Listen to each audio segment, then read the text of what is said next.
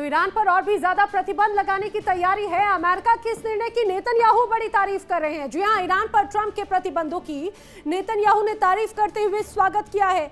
नए प्रतिबंधों को लेकर अब ट्रंप को नेतन्याहू बधाई दे रहे हैं। बड़ी खबर यह है कि नेतन्याहू कहते हैं कि ईरान की मददगारों पर शिकंजा कसा जा सकेगा।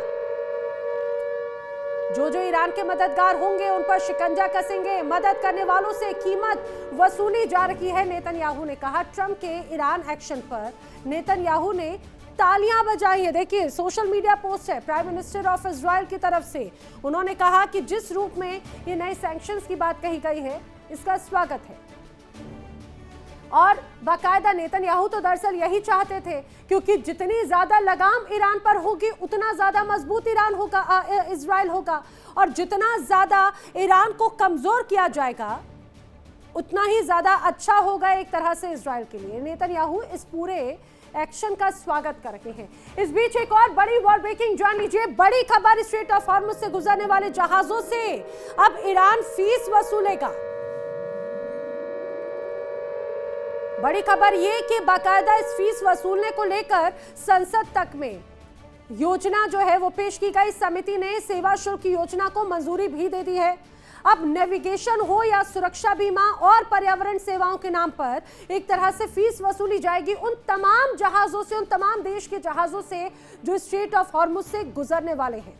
ईरानी रियाल या तेहरान की पसंद की करेंसी में ही भुगतान होगा। और आर्थिक दबाव के बीच में ईरान का ये बड़ा फाइनेंशियल वार है।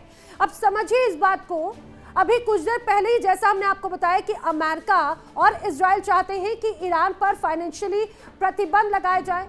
ईरान ने कहा ठीक है, आप प्रतिबंध लगा दो, हम अपने तरीके से उसका जवाब देंगे। अब ईरान ने क्लियर कट मैसेज दिया है कि जो जो देश अपने जहाजों को स्ट्रेट ऑफ हॉर्मुज से गुजारना चाहता है वो फीस देगा और फीस वसूलेगा ईरान अपने अनुसार। और ये अमेरिकी डॉलर में नहीं होने वाला, ये होगा ईरानी रियाल या तेहरान की पसंद की करेंसी में। और यही सबसे बड़ा पलटवार एक तरह से ईरान का है।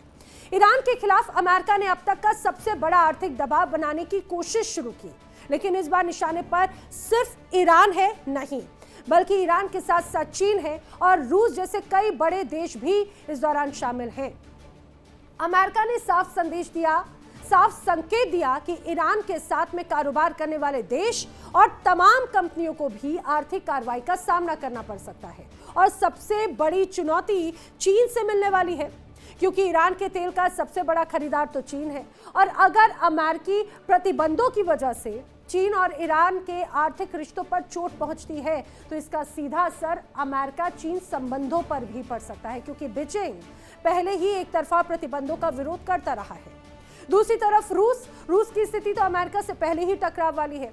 रूस व्यापक पश्चिमी प्रतिबंधों के बावजूद अपनी वैकल्पिक व्यापार और वित्तीय व्यवस्था को मजबूत कर चुका है और ईरान के साथ उसकी रणनीतिक साझेदारी भी लगातार गहरी हुई। देखिए इंडिया डेली 24/7 अब आपके स्मार्ट टीवी पर। इंडिया डेली मौजूद है सभी डिजिटल प्लेटफॉर्म पर लाइव और लगातार। इंडिया डेली 24/7 हर दिन राष्ट्र को समर्पित।